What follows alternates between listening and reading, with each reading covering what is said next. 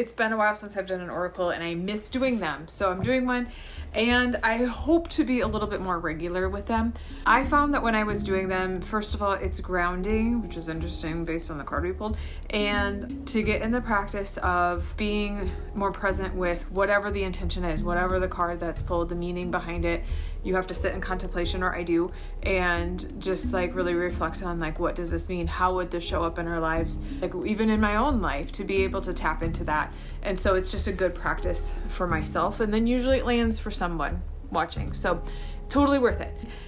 We went to Peru and we spent a few weeks, most of June in Peru, doing different plant medicines with some shaman. That was my first time doing this. This is Brian's like 7th or something like that. So that was fascinating, wonderful experience. We'll probably do a video kind of sharing with you what that was like. And then got back, had events in Black Hills, went on to Montana and spent some time up there with my kids. It's been great, a wonderful summer. So I'm very grateful for everything that we've been able to experience so far. And we have plenty of summer left, so there's still time for lots of other adventures. And on to the card. So the card that we pulled was the Tree of Life. As you can see, there's like the trunk kind of winds up. It's almost like that caduceus, that it's part of our logo.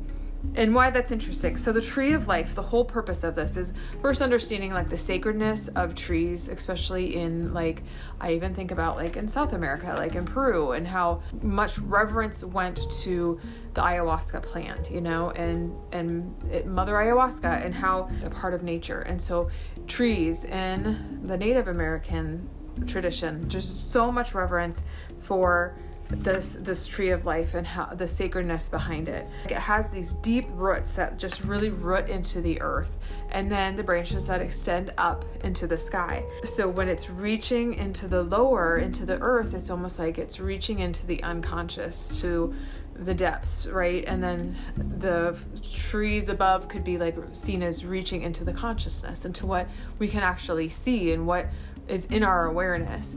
And so there's this balance between that, right? So it's a simple, even like for our own selves, like our unconscious mind, how much that drives our conscious day-to-day things without us even knowing it. We're not paying attention to what's going on beneath the surface. And yet what's going on beneath the surface is really impacting and driving most of our lives. 95% of our day is like basically unconscious. We're on autopilot. So thinking about like, that's how important the roots are, the underneath, the whatever, the unseen, the unknown, the unconscious. And then also just the practical, thinking about like, if you aren't really rooted, if you don't have those deep roots, then you're not going to be able to really extend up too high, right? The wind, a storm is going to come in and the tree's going to flop over. It's not going to be able to extend. It's just can't support itself in order to do that. So in order to reach like your fullest potential, and I think a lot about like in yoga, as a yoga teacher, we talk about like the fullest expression of a pose, and all expressions of poses are beautiful based on your own body, and that's something that we all have to learn for ourselves. There's a fullest expression, and in tree pose, it's like that's when you are standing in full balance, arms spread. And I think of that a lot in just our own lives, and how like we have these DNA, and we have these blueprints that we're basically born with, but it's up to us to see like what is the full expression of this blueprint. How can we maximize all of the gifts that we have? And that's on us to do.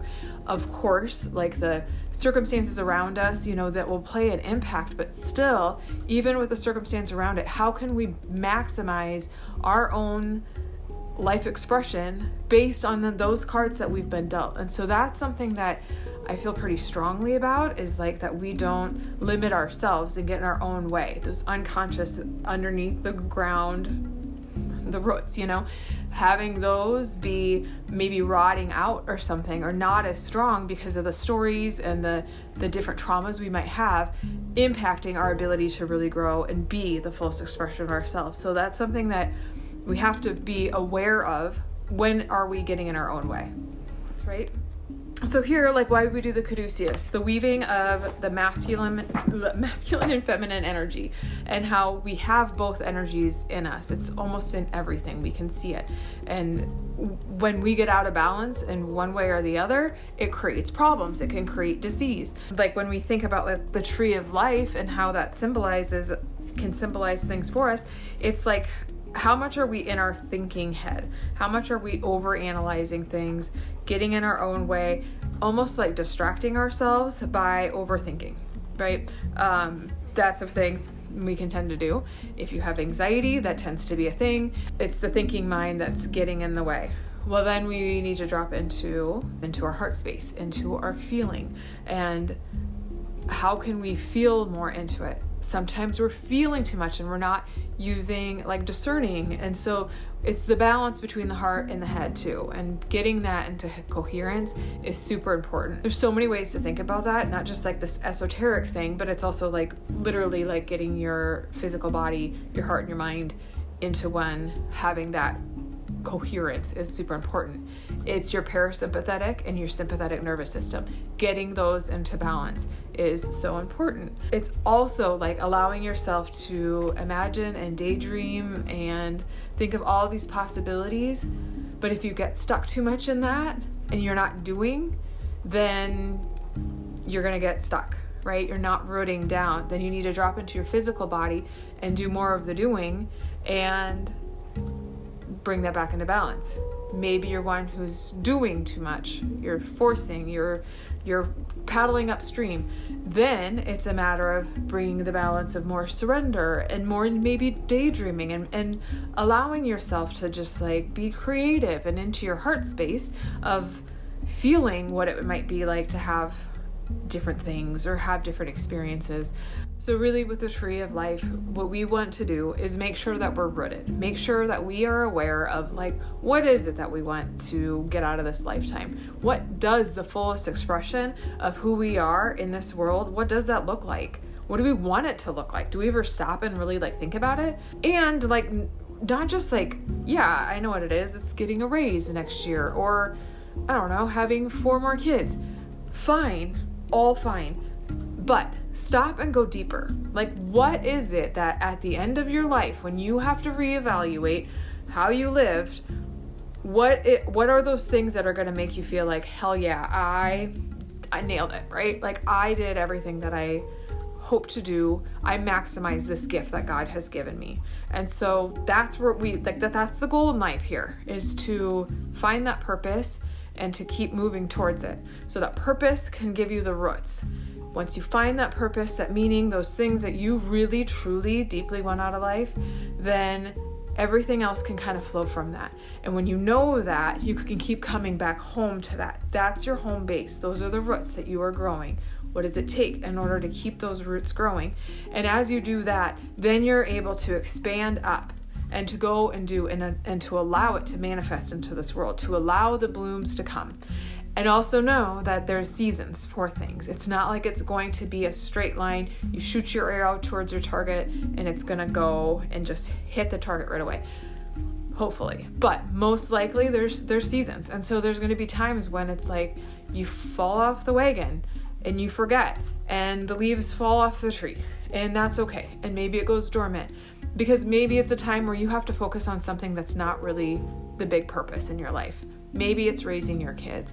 Maybe it's taking care of someone who's not well. Maybe it's your own health. You know, like there are times, there are seasons when it is okay to just understand, okay, I right now can't focus on that, but it has to be intentional.